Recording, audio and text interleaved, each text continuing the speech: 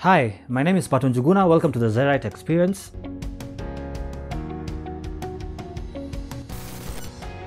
I'm a live performer and music entrepreneur as well. I've been doing music for the last 10 years. And just recently I started YouTubing as well. You can check out my YouTube channel, Pika na Ngoma.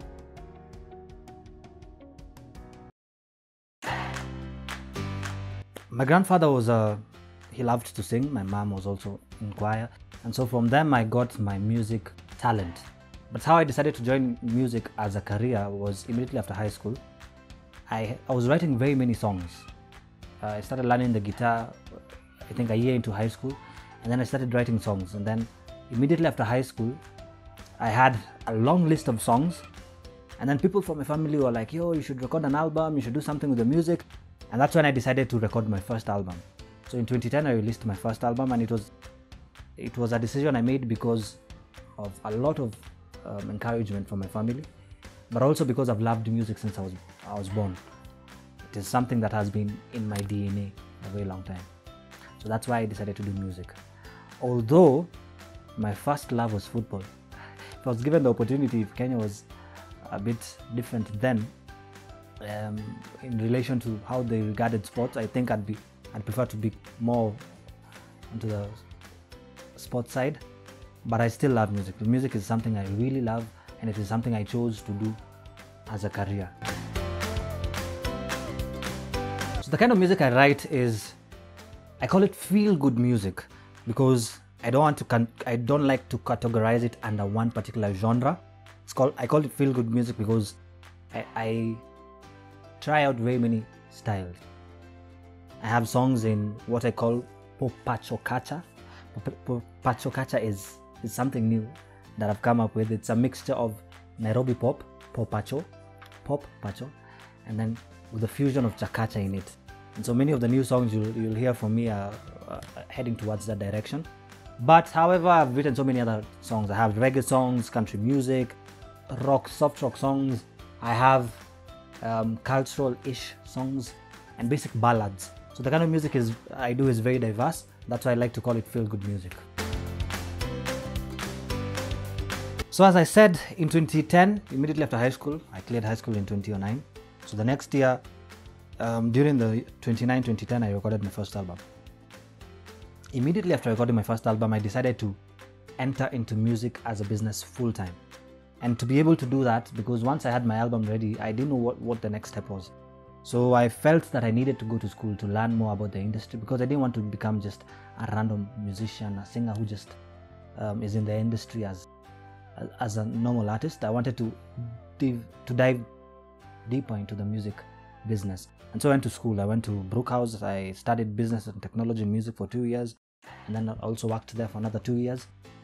And that's where I learned how to see music as a business. That's why I call myself a music entrepreneur, coupled with being a live performer. For example, I'm a live performer, as I said, but I'm also an event organizer.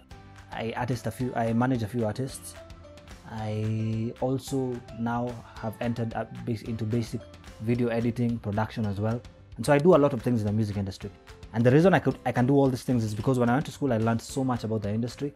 I learned a lot about a bit about the law, about some of the things you should do as a musician to be able to keep yourself longer in the industry.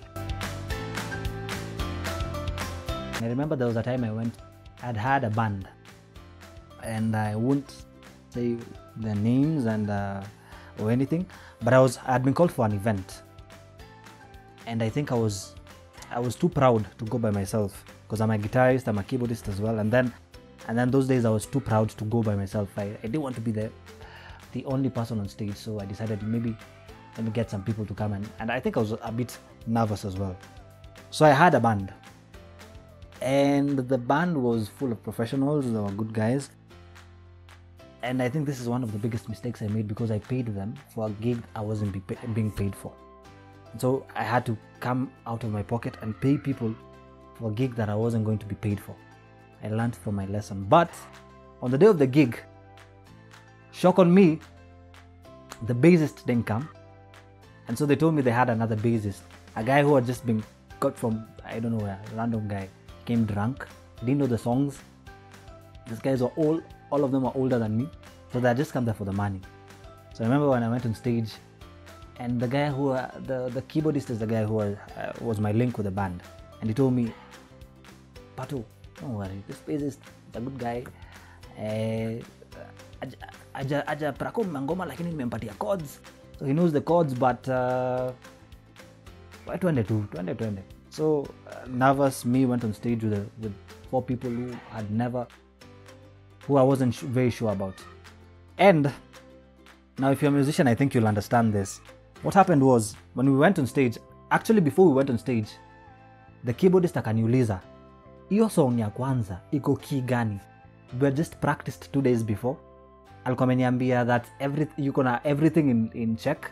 And then just before to on the stage, ananiambia song iko key gani. So already by the time nakanyaga hapo stage, I was so afraid because niko najua hapa tunaenda kumess.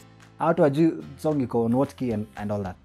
And then on top of that, I was expecting someone to give me a guitar niende nayo. I didn't have a guitar then.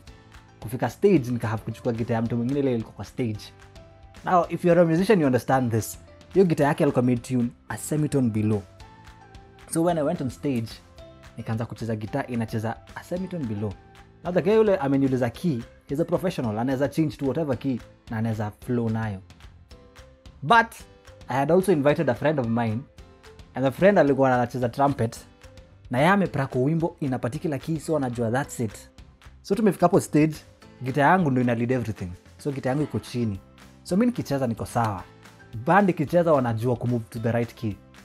But the person on the trumpet ako kwa ile key ya tulikuwa tumepractice nayo. Yeye yuko vizuri. So sisi tumeendelea na wimbo vizuri, and then in the middle of the song when the trumpet inaingia, oh my goodness, tuka find out ako in the wrong key. And then also the rest of the band ilikuwa inacheza vitu zao. Bassist alikuwa amelewa, kwa hivyo anacheza. Anyway, it was just a mess kwangu. It was one of the most embarrassing things ishanifanyikia. It's been a while. It took me a while before nirudi back into performance after that. And then on top of that, one of the people who was actually one of my admirers alikuwa kwa event, big admirer of mine, and alikuja alikuwa na perform next, and aliperform peke yake. No, alikuwa na, I think, a percussionist, and alikill it. And I think ilinifundisha tu, man, you just have to fight against your pride. Because nilikuwa too proud kwenda on stage peke yangu. Nilikuwa na feel that was beneath me. But actually, going on stage by myself has been, for me now, is my favorite. Nikienda stage peke yangu with my guitar, my keyboard, it's a favorite moment on stage. All my best performances zimekuwa nikiwa peke yangu. But that was just one of the moments siwezi sahau. I don't have a particular creative process. Maybe naenda natoa nguo na zima stima na sina kama hizo. But I for a very long time I had to first of all have an instrument to write a song. Now things are changing. Kitambo ilikuwa lazima niandike a song na guitar ama keyboard saa zingine. But right now things are changing. Right now inspiration ina come from anywhere. I find myself writing songs nikitembea tu kwa barabara. And so in terms of inspiration, in terms of creativity, the origin is different. However, the process is still the same as before. For example, if nimepata a melody in my head, I ask myself, hii melody what does this melody best express? So for example, niko na ngoma inaitwa Nyani ya Rongai, and the melody ilikuja kwa akili yangu first. And that time nilikuwa napitia through so much, and I was on a grand piano at Brookhouse. Nakumbuka, I'll never forget this. And then nikaanza kucheza the chords, and they were so beautiful nikizicheza. Nyani ya Rongai is one of my best songs. Unafaa kuiangalia, link itakuwa tu hapo chini. And the words that came to my mind were, don't worry about me, I'll be fine. Don't worry about me, I'm alright. Don't worry about me, I'll be fine. Living in a house with a broken window. So basically, what the process is, I get the melody, and then I ask myself, what could best express the melody? Or if I have words before, I ask myself which melody could best express whatever naandika. So that's basically my creative process, and everything else is just depends on the mood. For example, I could add a piano first, I could add the drums first, but the ways in a come in is different. But the creative process ya mwanzo is that something has to inspire me to write first of all, and then I look for a melody and words that would match together. So that's basically my creative process. So some of the challenges I face as an artist since I started were, first of all, financing. Financing is a big deal for many artists because when you enter into the industry, the first thing unafaa kufanya ni spend. For example, if you want to produce, if you want to to record a video, everything is spending. And when you're starting, many of your gigs are just free or pro bono, tuseme. So unaenda una perform for exposure, experience, but you still need to spend. You need to spend time. If you have a band, right now I'm working with a band. It's called No Identity. But before, for every rehearsal you have to pay. For most places you need to pay for the rehearsal space. If you're producing, if you're for movement around, for your basic needs, you still need to get money. So finance has been a big problem for me. Was a big problem for me, especially at the beginning. Right now things are a bit more stable. A bit more. Another thing that would another challenge is reception in the industry. The Kenyan industry is not very receptive. Like many people are not very. It's not very bad, but it's not very receptive. It's not as receptive as sisi artists tungetaka. And so that's one of the challenges tunapata. So maybe unafanya wimbo nzuri, but I'm a good music, but movement yake, unless unafanya proper marketing which costs a bit of money, it may una hit a wall many times. And that's what happened for me a lot during when I started. That nilikuwa naenda nagonga wall because of marketing. And again, it's still inashikana bado na financing. Another challenge maybe could be the fact that initially, right now things have changed, but initially there were not enough live performances or live performance places in Nairobi or in Kenya generally. Right now things may change. In fact, because there were no places to perform before, like I'd look for places to perform, zile zinalipa, si hizi za pro bono, ngona kosa. So because of that, ilinifungulia mimi akili, and that's actually why I went into event management, because nili realize, okay, I have fans wanataka kusikiza mangoma zangu, wanataka kuja show zangu, lakini hakuna mtu anataka kuniita show.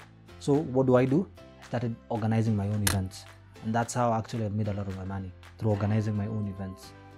So basically, yeah, so challenges, I don't think challenges ni kitu inafaa kunistua. As in nimesema, every challenge inakuja and then you just look for a way around it. If for example finance ndio challenge, you have to look for a way around it. If hakuna gigs, you make your own gigs. If hakuna any challenge inakama inakuja tu kukupatia more ideas za kufanya new stuff. So yeah, those are the challenges nimepitia. There's a lot more, but maybe ni kidogo na nikizisema ziko inside the three big main challenges nimesema. Also, as one of the second challenge I mentioned was that there's not enough support, or the reception is not as warm. Not warm is not the word. As instant as many of us artists would like. However, kuna social media ile imekuja sahi, and through social media I've been able to do a lot more than ningefanya before. There's so many people naweza kureach sahi. In fact, so many of my fans wamenijua through social media, through clips za watu wengine kwa WhatsApp, through stuff like that. And so social media is a really nice way ya ku reach an audience that you'd never have reached, especially during this time kama sahi vile corona na COVID-19 na everybody amejifungia kwa nyumba na uoga. There's a lot of people, many people are going on the web, on social media especially. So social media has really been a big help, and could be help for anybody who like to get into any field actually in the entertainment industry. Well, to be honest, before I started music, nilikuwa nataka sana kufanya ngoma na Erikoinaina for a very long time.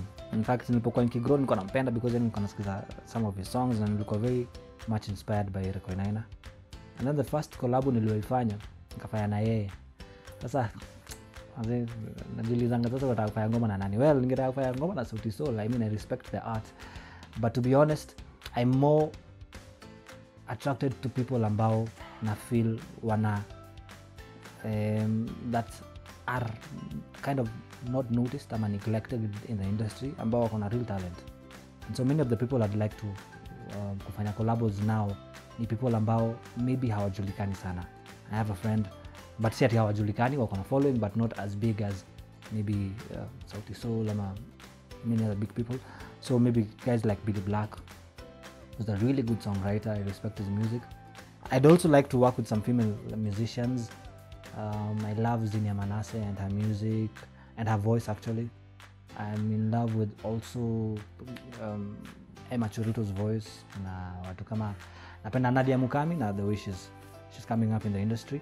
I would also, if I was to enter into the commercial pop scene, I would like maybe to have a song one time with artist fulani wa Gengeton. Mimi napenda X-Ray sana. So I don't know why. I mean, there's just something about sauti yake. Content, well, it's arguable, lakini sauti na the way ana phrase everything anaandika, and also Sailors, napenda music yao. But however, the people ambao ningetaka sana work now, because for me it's not just about the hype and the commercial scene and the pop scene, it's also about the I look for artists wale na feel wako na some depth in terms of musicality, and that's why nasema mtu kama Billy Black. There's a friend of mine who's in Australia who we're currently working on, and the world is may respect music yake sana na his work, anaitwa ZERITE. What else do I do outside music? So outside music, first of all, my primary job is being a husband to my wife and a father. That comes second. That's my secondary job. I'm a father of 2. So outside music, well, a lot of the things I do are inside the music entertainment field. So I don't know, everything is just in music. It has something to do with music. Maybe the question will be outside performance, maybe event management, but sometimes I try a hand in online trading, but that's rarely when I'm really when I have that mood. But I also edit videos, I said, but that's also part of the industry. So basically for me, music is everything. I don't think I do anything other than music.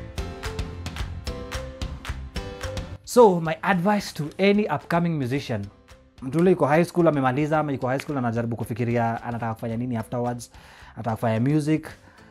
First of all, for sustainability, for me the biggest thing is sustainability. If unaweza sustain music career for a long time, one, soma, malizana na shule, the high school especially, and then if you want to do music, whatever course unachukua, ifanye in line na music. If you could go learn music in tertiary, on the tertiary level, sawa, go learn music. Do something that will help you understand music, not just as an art, ile nimeandika ngoma, nimeandika rap verse fulani, alafu mimi ni mnoma kurap, kuspit, kuimba, because hizo kuna so many people wako nazo. The most important thing is the business part, and ini kitu mimi nili have to learn the hard way, because hata mimi nilikuwa artist wa kutaka kuimba, kuandika and everything, niko na furahi nayo na najiambia mazeni naweza andika wimbo, naweza imba, but kuna watu wengi wanaweza fanya hizi vitu. So the best thing ni ku understand, and this is something I usually say, especially working with my band, sele tunapanga live performances. Mungu anasema you have to have an edge. Lazima kuna edge. Lazima learn where the industry iko, alafu kuna edge. For example, mimi kuja show yangu na perform live, ningetaka mara nyingi ukienda kuperform na perform na list ya watu wengine wengi. You have to have an edge. Unafaa kujiuliza sasa ukienda hapo, yes, mnakuja ni kama mmefanywa talent show na kitu kama hiyo, what's your edge? Every time mwanga nafikiria edge, kumbukanga Prezo in early 2000s, ile alienda Chagola Tiniz na helicopter ikiwa pale Carnival, kachukua helicopter from Wilson mpaka hapo, and ilikuwa edge, and for a while people waliongea about it. That's something pia mimi kila saa mkumbuka mwanga nasema, and I tell myself mara nyingi have to have an edge, na edge inakuja by ku understand where the industry is. understand what music is, understand how kufanya music business, because music business is very complicated. It's not as easy as inakaa. Kujua who the right people are to work with. Collaborations are important. For a very long time niko nataka kujifanyia kila kitu. Niko nataka kuwa my everything, because niko na feel ni kama takes too long kuwork na watu wengine. It's too complicated kuwork na watu wengine. It's sometimes too expensive kuwork na watu wengine, because you have to spend time, money, anyway. But collaborations are important. Right now, the biggest people in the industry want to make it because of teams behind them. And in order for you kuwa na team, you need to understand una need kukua pia unapeana kitu. Also, I would also give advice to people who want to study other courses that are not related to music. For example, kama sahi mimi in my team, for musician tuseme, wacha nisiongea about my team particularly, but a musician I need someone who run business yake. So you need a business manager. Kuna mtu anahitaji kumfanyia accounts. So kuna kama wewe ni accountant unaweza enda kufanya accounts bado. Ana need a lawyer. Ana need a PR person and all that. A musician is a brand that requires a whole team of so many people. And so kama wewe ni that artist ule kona hiyo team yote, lazima wewe mwenyewe uko na akili ya kuweza understand everyone ule anafanya kila kitu. Na kama ule amua tu class 7 ndio yako ya mwisho na ukaamua tu acha uingie hapo, when the things start getting serious, you start unaanza ku feel that you really needed to do something else. So education is important for sure. I am not a big fan of formal education as a structure, but as a way of life, yes. Another piece of advice is never to give up. Mimi nimekuwa nikifanya music for 10 years and every time I feel kama naenda ku give up, kwa sababu unafika mahali unasikia ni kama it doesn't make any sense kushinda ukifanya the same thing without outstanding results. But outstanding results nilikuja ku understand ni uongo. Sometimes we have to make wins with the small things we have. Mimi sahi hizo siku nilikuwa najambia si get shows. When I started holding my own shows, nilianza ku realize that so many people wanapenda my music, so many people wana enjoy kukuja for my shows. And until now, watu wengi isipokuwa ni history ya corona. In fact, this following weekend we were meant to have a show. And so never give up. Don't have too outstanding goals. Usiangalie life ya mtu mwingine unaona mazai mimi nataka kuwa kama Naiboy vile make it.